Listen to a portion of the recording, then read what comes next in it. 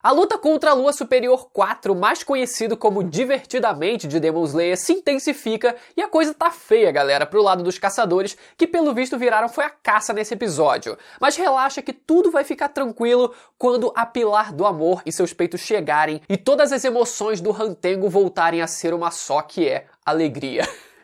Galera, vamos hoje então falar sobre o quarto episódio da terceira temporada de Demon Slayer. Lembrando, galera, que esse é um vídeo que tá saindo domingo à noite. Domingo passado tivemos um problema e a gente teve que repostar o vídeo, mas esse vídeo, dando tudo certo, vai sair ainda domingo à noite. Então, se eu alegrar o seu final de domingo, você me alegra com a sua inscrição aqui no canal e ativando o sininho pra sempre saber quando tiver vídeo novo, que vai sair, se tudo der certo, durante as noites do seu domingo, beleza? Galera, no começo do episódio, a gente vê o Tokito de gente enfrentando o peixe vaso da Lua Superior 5 e a gente vê, ele derrota o peixe sem problema nenhum, né? E a gente vê no meio disso um pequeno flashback do Tokito estando enfaixado sem as suas memórias. É um pequeno flash que a gente vai entender um pouco mais pra frente, mas que pode até confundir algumas pessoas quando a gente vê aquela faixa ali na cabeça dele e a gente pode até pensar, ué, mas caraca, ele tem a faixa nos olhos, então quer dizer que ele perdeu, sei lá, parcialmente a visão e por isso ele tem esses olhos claros, meio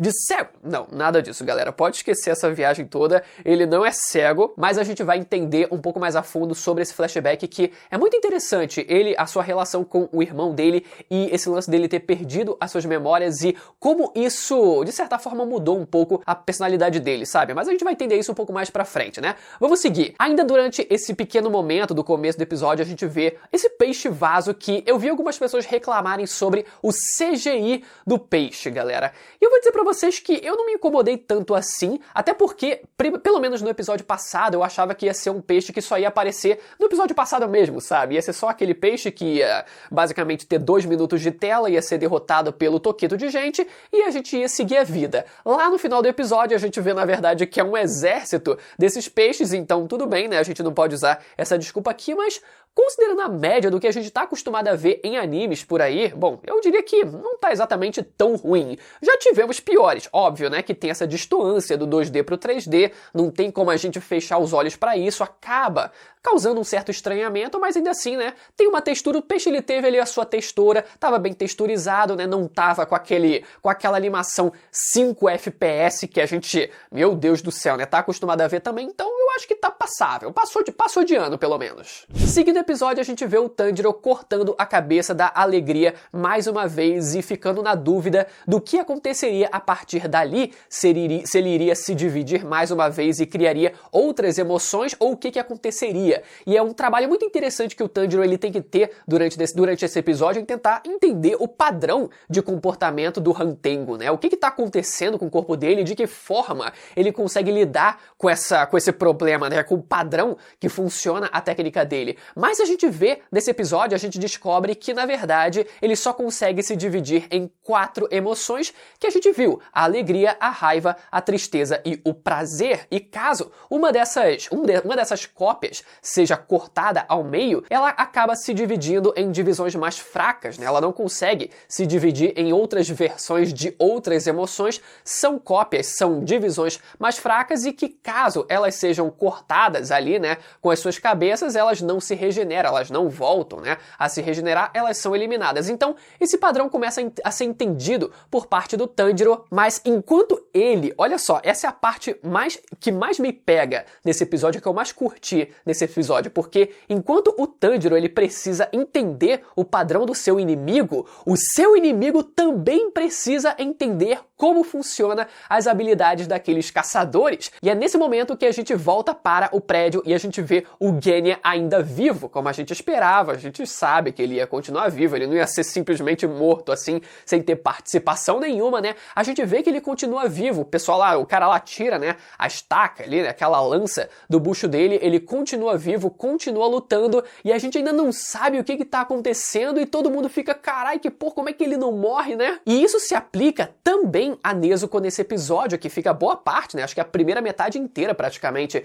do episódio sendo segurada ali, né, não dando batalha, mas depois que a gente começa a ter um espaço de tela pra ela, a gente vê, né, a Nezuko sendo atravessada no bucho ali, com aquele pé, com aquelas unhas horrorosas ali, puta merda, por isso que conseguiu, né, com a unha daquela, porra, quase que arrebenta ela no meio mesmo, né, com aquelas lâminas praticamente. Depois ela tem o braço dela quebrado, só que ela consegue revidar chutando ele no queixo, né, que era o clone do prazer, e depois usando o seu sangue inflamável eficaz contra demônios. E aí que fica uma loucura, porque é exatamente isso que eu falei, né? Com o Genya, o pessoal sem entender por que ele tá vivo, mas como é que ele tá vivo, e a mesma coisa acontecendo, se repetindo com a Nezuko aqui também. O pessoal não consegue entender, mas peraí, ela tá conseguindo usar o sangue dela pra conseguir inflamar e está fazendo com que eu pegue fogo? O que tá acontecendo, né? Isso é o mais legal, porque o jogo tá acontecendo dos dois lados, meu amigo. Esse trabalho de tentar entender o seu oponente tá acontecendo em via de mão dupla nesse episódio. E em seguida, até a gente vê, né, na sequência que a Nezuko consegue aplicar, ela arranca o braço do cara depois de, bom, incendiar ele por completo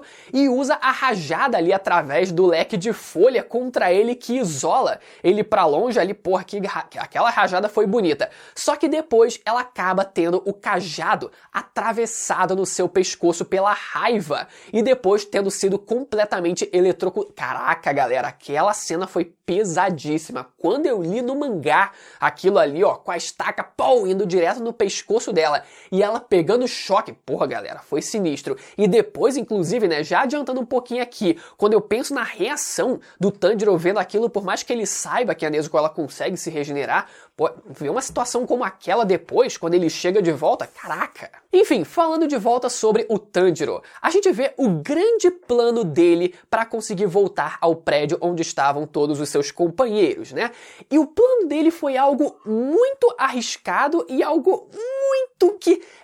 foi extremamente arriscado, eu diria, o plano dele, porque precisava muito, eu diria, contar com a sorte ali, que foi basicamente ele conseguir fincar a sua espada ali, como a gente viu, na boca ali, fica na verdade no pé e também na boca, logo em seguida da alegria, e isso faz com que ele comece a voar de volta ali, tentando só se afastar cada vez mais do Tanjiro, e isso faça com que eles dois juntos vão parar de volta no prédio, né? Só que, bom, esse plano do Tanjiro não necessariamente faria com que a alegria, por exemplo, parece que eu tô falando de divertidamente aqui novamente, mas enfim, né, a alegria voasse, né, tipo, digamos, de forma retilínea o suficiente para chegar até o prédio. Ele poderia voar para qualquer lado, sabe? Ele poderia ficar louco e voando em círculos, e isso meio que teve que contar com a sorte do Tanjiro, que acabou dando certo. Só que o segundo plano dele, depois que ele chega, foi algo que eu achei um pouco mais bizarro do que esse primeiro. E eu vou dizer pra vocês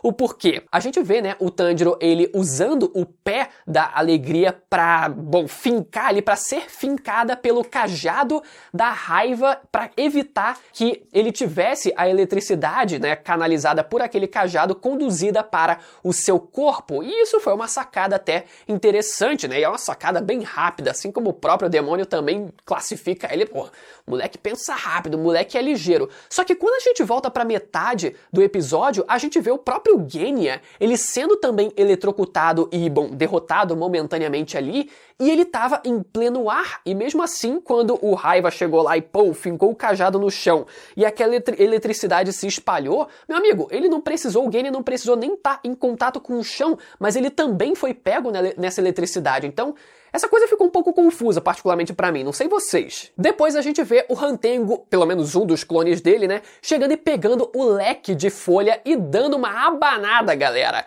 Porra, mas deu uma abanada, olhou pra Nezuko e falou assim, essa chama aí, ó, precisa abanar o churrasco, e lançou a lecada, meu amigo, que afunda eles pro subsolo, junto do Tanjiro também, e os dois apagando por completo. E agora fechando, né, fechando a trindade. Ambos, Nezuko, Tanjiro e Genya apagados nesse episódio, e a gente tem a grande primeira derrota deles nesse episódio, né? Só que, claro, isso abre espaço pro episódio que vem, onde, além, né, do exército de peixes de vaso que tá assolando ali a Vila dos Ferreiros, a gente tá vendo também que, além do Tokito, que apareceu no começo do episódio e que tá indo de volta até a vila, a gente também tem a Mitsuri também aparecendo no final do episódio, e ela e os peitos dela. Não se preocupem, galera, ela tá meio atrasada, mas os peitos dela vão chegar na frente.